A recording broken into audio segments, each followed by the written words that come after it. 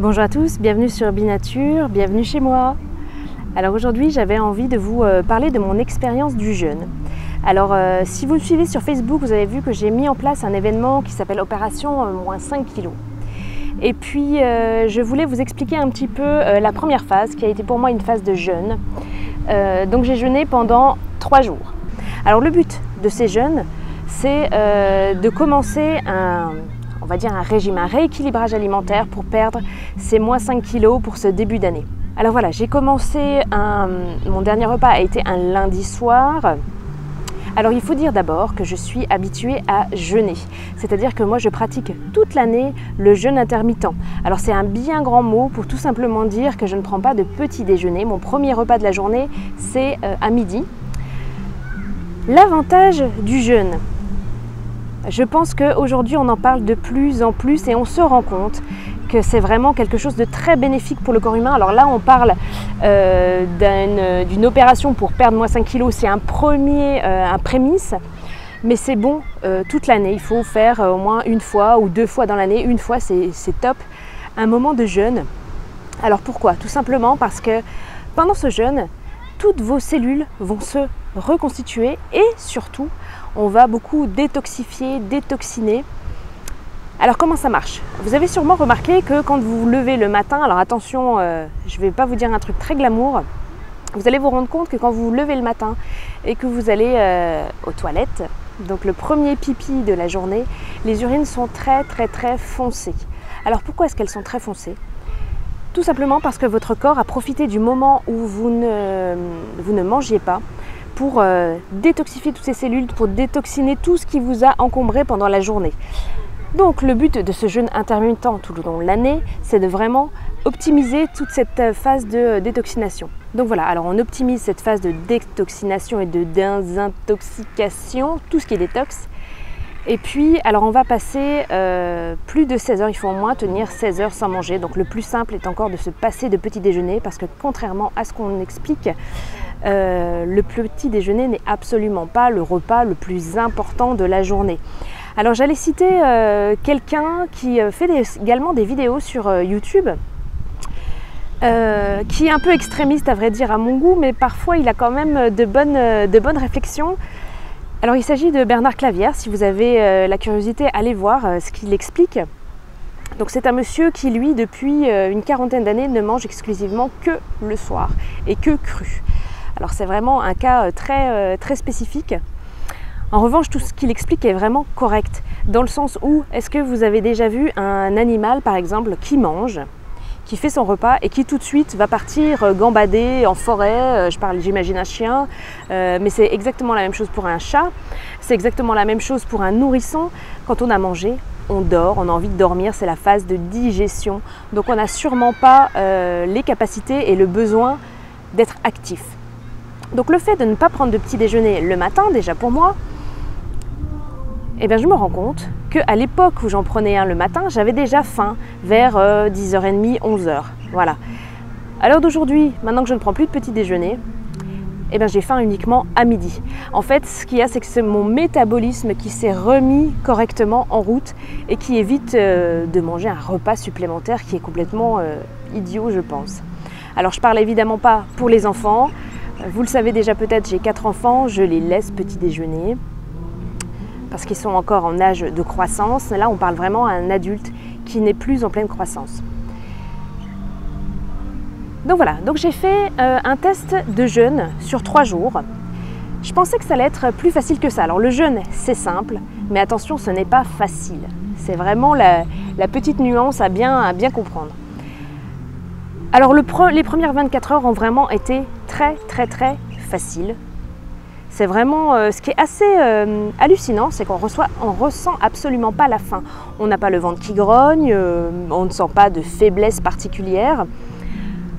Et puis voilà, on boit beaucoup d'eau, ça c'est clair. Moi j'habite dans un pays chaud en plus, donc il faut me boire encore plus d'eau. Je pense que j'ai dû boire 3 litres d'eau par jour. Il faut faire attention aussi à pas trop boire non plus.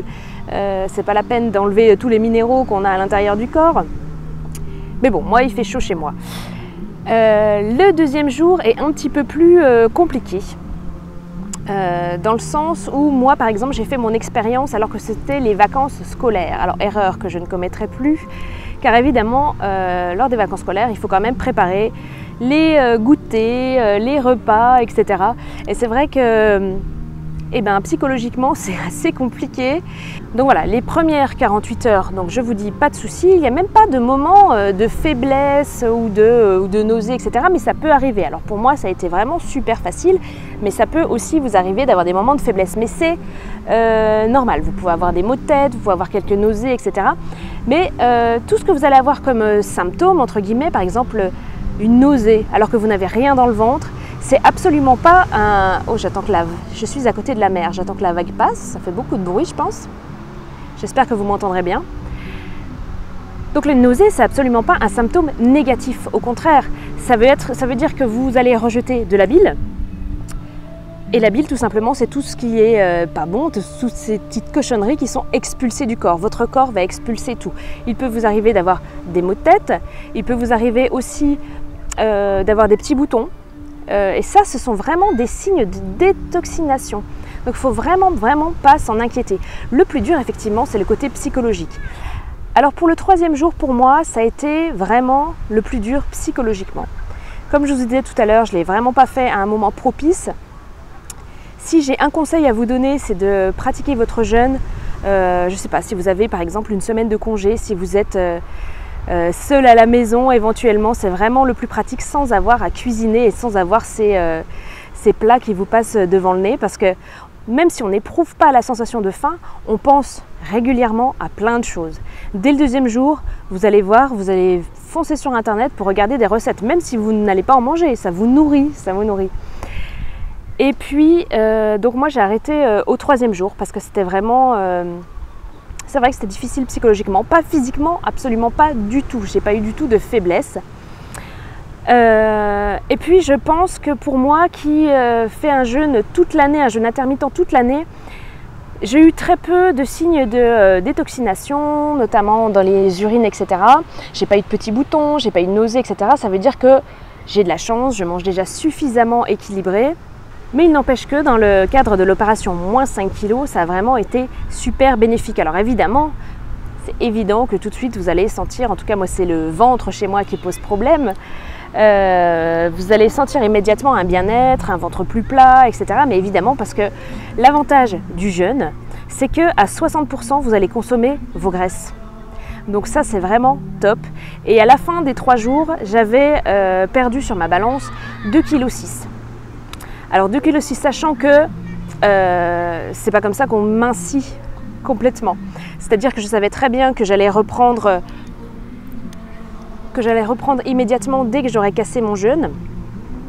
Un petit peu de poids. Alors d'aujourd'hui, j'ai toujours 1,6 kg en moins sur la balance. Donc c'est quand même pas négligeable. Et c'est ce que je vous expliquais.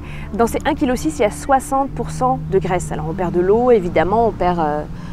un tout petit peu de muscle, mais c'est ça l'avantage, c'est que ça perd surtout de la graisse et non pas du muscle.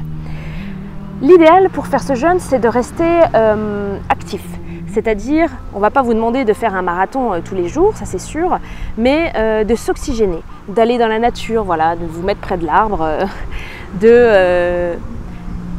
c'est une désintoxication et une détoxination qui est aussi psychologique.